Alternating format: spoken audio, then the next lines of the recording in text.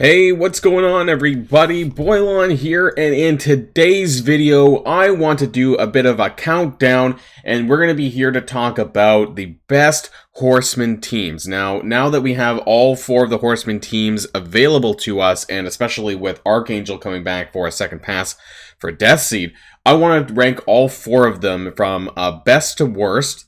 Or in this case, I guess we're going to start with the worst one and work our way up to the best one, because I want to let you guys know who's probably worth your time and resources first, and the ones that are going to give you the best mileage in terms of, where you're going to be using them in the game. Because I think at this point in time, I've had enough time to use them all and to really understand sort of who I'm using the most and where I'm getting the most bang for your buck. So if you're ready to go, everybody, let's boil this down. And starting with number 4.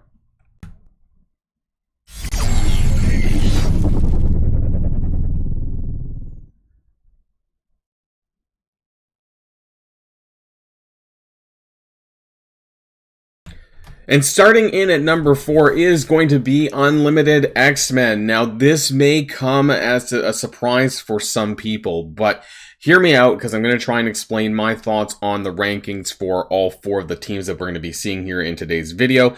Now, the reason for this, Unlimited X-Men, as we know, is the quote-unquote premier, and you can't see my hands, but yeah, the quote-unquote premier Cosmic Crucible team.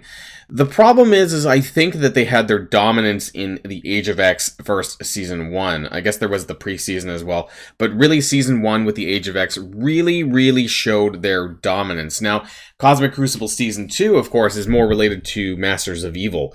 And then there is a room, of course, that gives them like the Revive Once feature. But realistically, it's not a big deal because the Revive is like 5-10% hit points. It's really not a lot.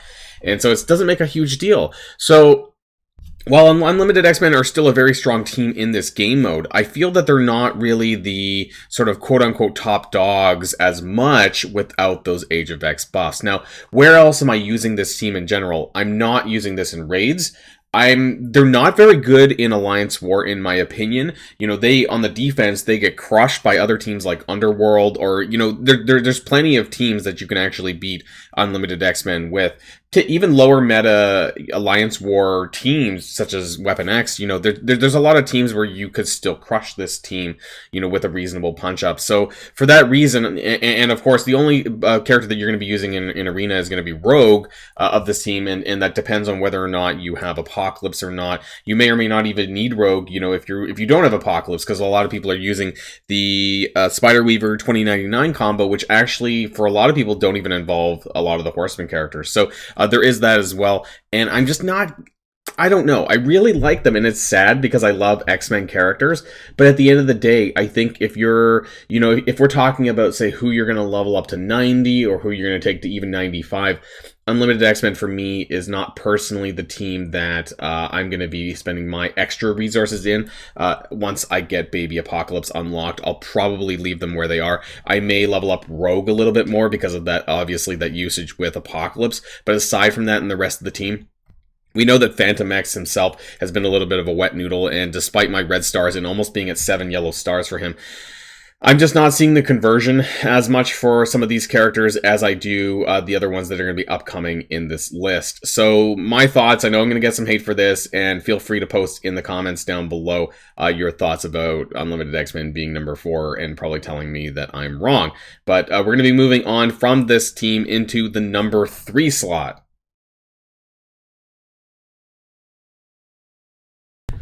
Okay, and coming in at number 3 is going to be Death Seed.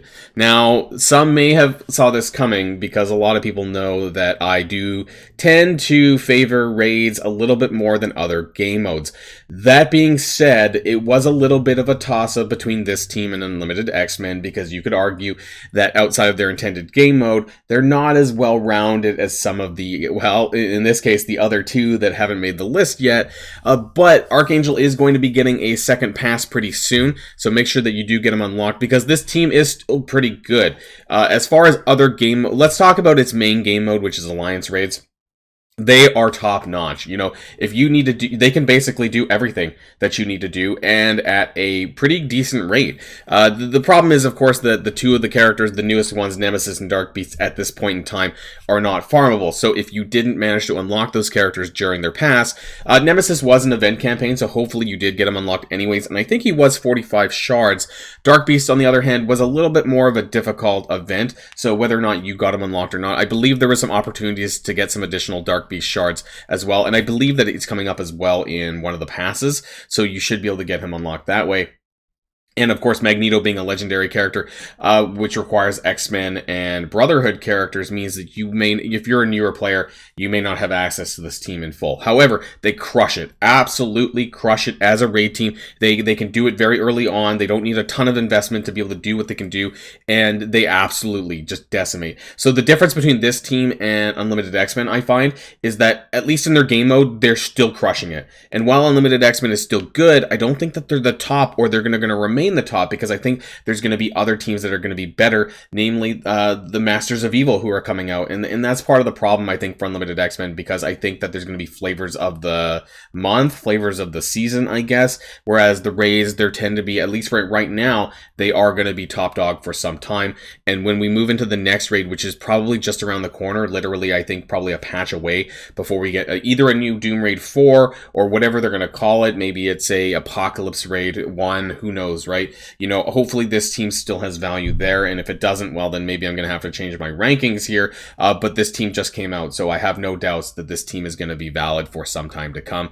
In Alliance War, this actually can kill quite a few of the, I'm not going to say top meta teams, because it's not, obviously not an Alliance raid team, but it's very good at killing some of the older meta teams. Honestly, I've actually had a good job at beating Weapon X with this, and quite a few of the mid-range meta teams as well, War Defense, I can beat them with as well. They're very fun to use on the offense. I don't personally recommend using them on the defense, because it's very easy just to use your own Death Seed against their Death Seed, because of the way that Archangel's AI works, because he'll pivot to the ultimate before he pivots to the special, which I would normally open with the special to cleanse, because if their Magneto goes first, you can use the special to cleanse their blind, and therefore it doesn't make that big of a deal, whereas their AI won't do that and won't cleanse the blind, so it makes it very easy for you. In terms of the arena game mode, well, Archangel may be part of that meta, obviously, with Apocalypse coming out pretty soon here, but, you know, I can't really say too much. He's not in the current arena meta that I'm aware of, so the only inclusion would be him with Apocalypse when that comes out. But other than that, I still have to put Death Seed in at number 3, because raids are daily usages, whereas Cosmic Crucible is only 3 times a week. So that's Death Seed coming in at the number 3 position.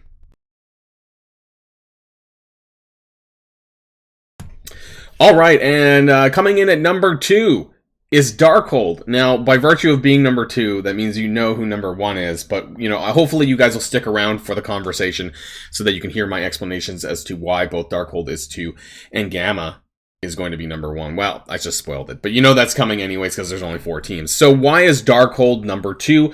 Why do I place them above Unlimited X-Men and Death Seed? So Darkhold was originally, or they are, / originally were an arena team.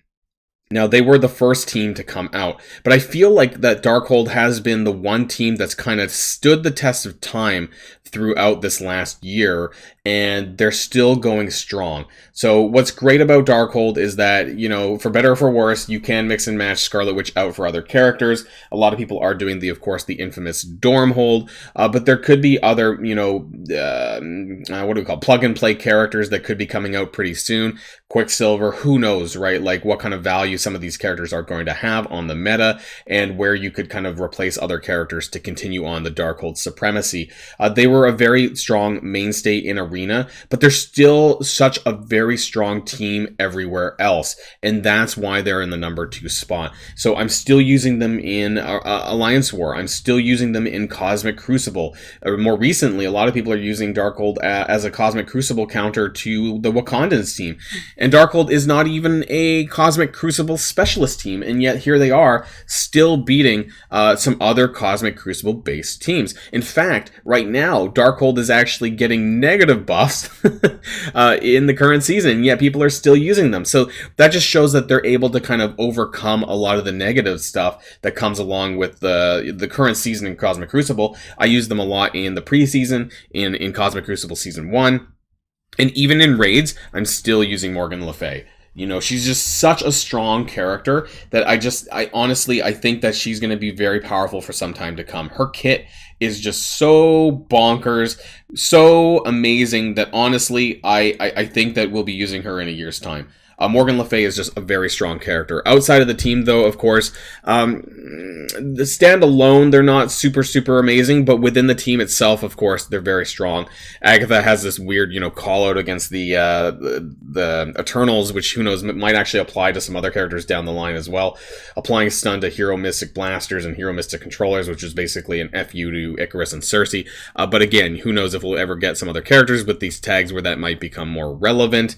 But Darkhold definitely has been that team that's kind of like held their own for a very long time. I will eventually get them to 90, maybe not Scarlet Witch, but I'll definitely get these two, some extra gold in there, and then Morgan Le Fay and of course all of the Horsemen characters will be getting my level 95 due to the arena meta of Apocalypse coming soon. I keep saying that, but of course that's super important to understand. But Darkhold is a team that I am actively using everywhere. I maybe not in full, because like I said, Morgan Le Fay I'm using standalone in raids, but there is a lot of value in this team, and I think there's a lot more value more broadly in the game if you care about the other game modes in Darkhold. So that's going to be Darkhold in at number 2. So let's talk about the one team that's left over, and that's going to be Gamma.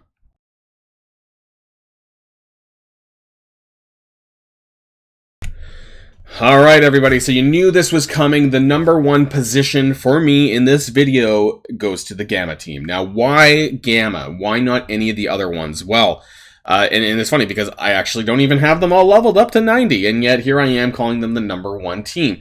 The reason for this is a little similar to the reason why I gave for Darkhold, but it's because of their wide usage. So I have to say, for being a which is really funny, for being a war specified team, this is a specialized team is what I meant to say. The Gamma has actually given me the most benefit of any of these teams in everywhere in Marvel Strike Force. So let's start off with their team in their game mode in question, which is Alliance War. So they absolutely crush it. Now currently I am using them on the War offense because I'm often having to find that I'm using these mirror matches to beat other teams. There isn't a lot of teams that beat Gamma at this point in time. They're still a very strong team. I'm not an expert by any means at Alliance War. You know, there's other content creators such as Dorky Dad, and probably some other people that do it as well. But I know Dorky Dad specifically does Alliance War and Cosmic Crucible videos. But you know, so look for that if you want to find some crazy counters to Gamma. But for me though, I've been using Gamma to beat Gamma, and that's because they're a very strong war defense team as well. Not only for war defense, but for war offense as well. Red Hulk has a great kit, and actually he was the first character and only character still that has a battlefield effect. You can see that in red here, the gamma radiation battlefield effect. Now, a little bit of an aside that I wish they had more of this. I wish that you know, maybe Apocalypse did something like this. I talked about that as well, but still, this character has an insane kit. His special pavement pummel, clearing revive once, and then in ward repeating this additional times, and then when you get the upgrade for it, of course it works you know, with Apocalypse as well and the other Horsemen. It's just such a crazy attack. Knocks back turn bar, anything that reduces turn bar, clears revive once. It's such an all-in-one attack, and I think that for being the third Horseman of Apocalypse, he was just such a strong character despite being a war character. He's also one of the fastest characters in the game at 133. There are very few characters that outspeed Red Hulk, so as far as speed goes, he's pretty king when it comes to that. And the team is usable all around. So I'm actually using them in raids, believe it or not. I'm still using them in raids. Now they're not meant for the bio raid lane in Doom Raid, but I am still getting some usage out of them, especially from a sim capacity, because I find that they do a little bit better for me when I sim with them. I'm actually able to sometimes fully clear one of my bio nodes, the second or the boss node.